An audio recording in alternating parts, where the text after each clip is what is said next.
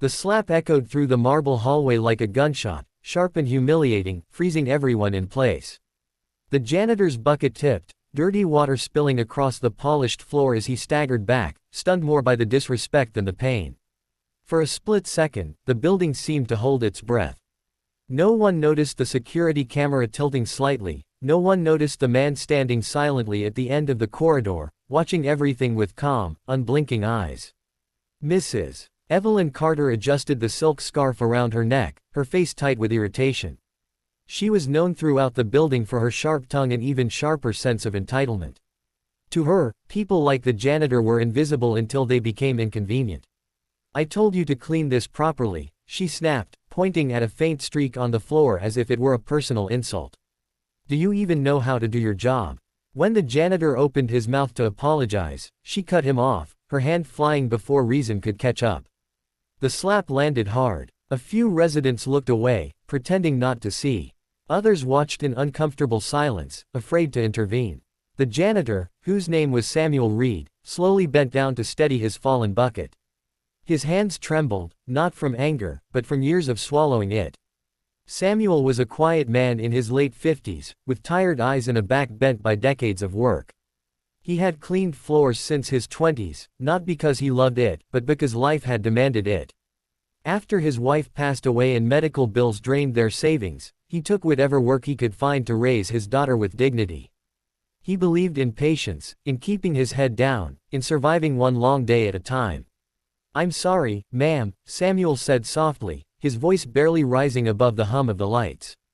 "I'll clean it again." Mrs. Carter scoffed, already turning away, satisfied that she had put him in his place.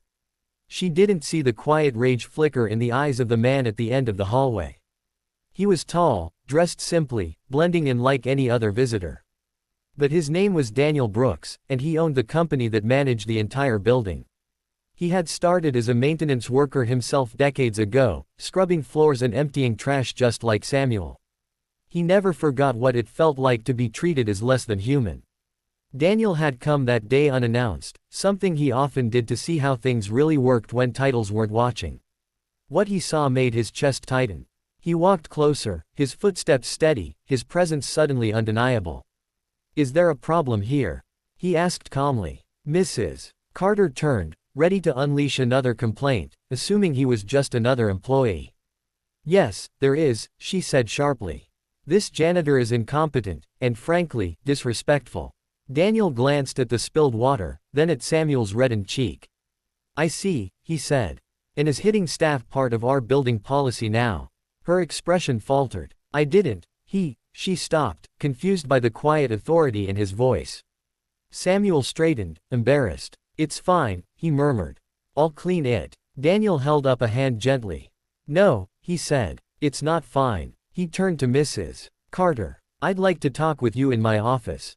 She laughed nervously. "Who are you?" "My name is Daniel Brooks," he replied.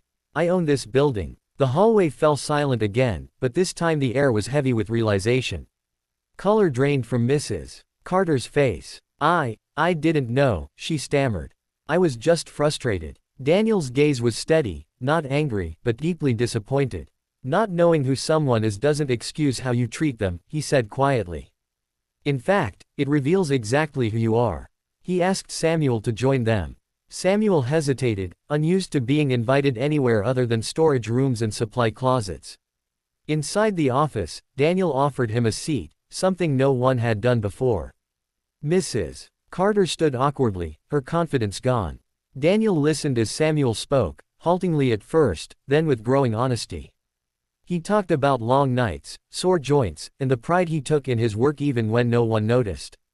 He spoke about his daughter, now in college, studying nursing because she wanted to help people the way no one had helped her mother.